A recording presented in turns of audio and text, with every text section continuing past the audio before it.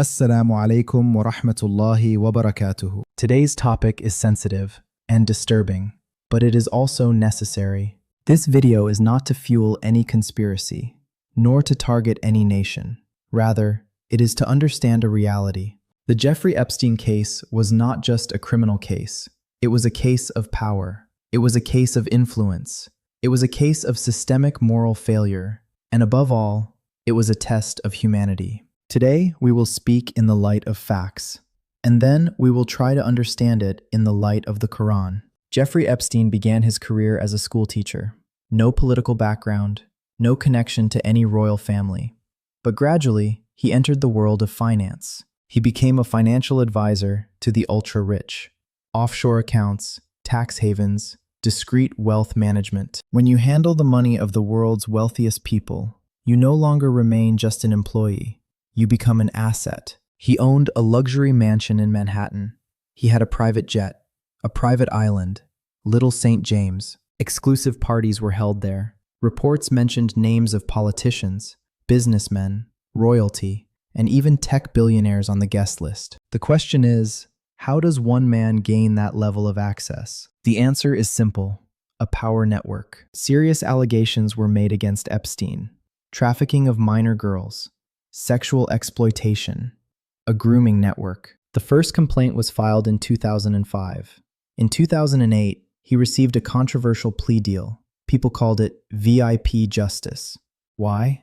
Because compared to the level of crimes alleged, the punishment was extremely light. Then in 2019, he was arrested again on federal charges.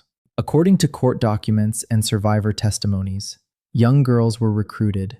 Financially vulnerable families were targeted. First gifts and money, then grooming, then exploitation.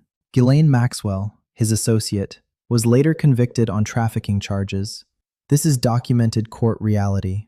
According to reports, cameras were installed in Epstein's residences. There were also allegations that he collected compromising material.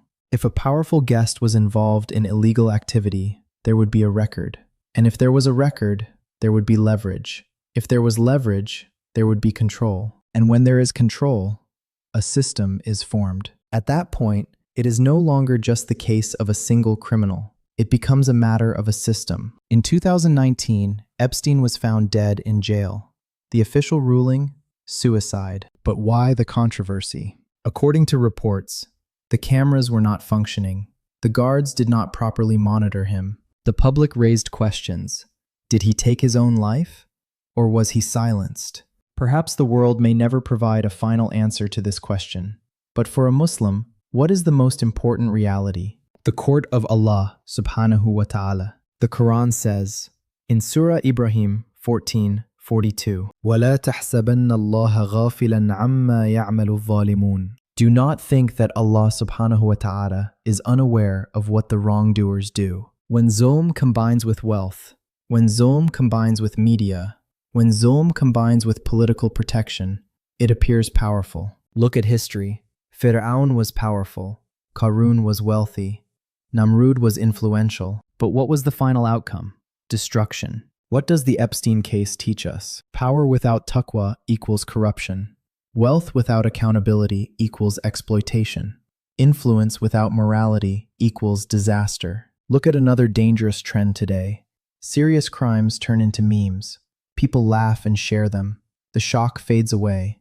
Sensitivity dies. The Prophet Muhammad, peace and blessings be upon him, said, "Whoever among you sees an evil, let him change it with his hand.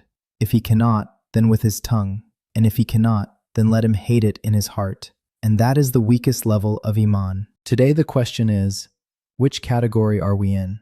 There are many theories circulating on the internet, but a Muslim must verify every piece of news. Surah Hujurat 49:6. If someone brings you news, verify it. We must not blame any nation in anger. Sin is committed by individuals, not by religion.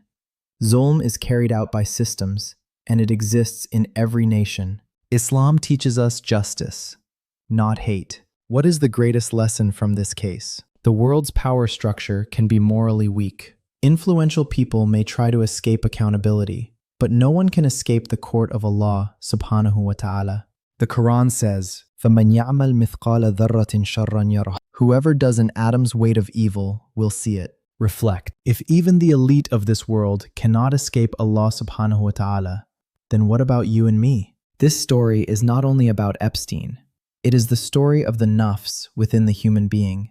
It is the story of the test of power. Today we sit in our homes watching videos, but tomorrow we will stand before Allah subhanahu wa ta'ala. The question is not whether Epstein received justice or not. The question is whether we are protecting our iman or not. Do we raise our voice against Zulm, or do we turn it into entertainment? If you would like us to discuss important global issues from an Islamic perspective, then like the video, subscribe to the channel, and be sure to write in the comments. Do you think the world's power system is heading toward moral collapse? I will see you in the next video. Until then, protect your iman. Assalamu alaikum wa rahmatullahi wa barakatuh.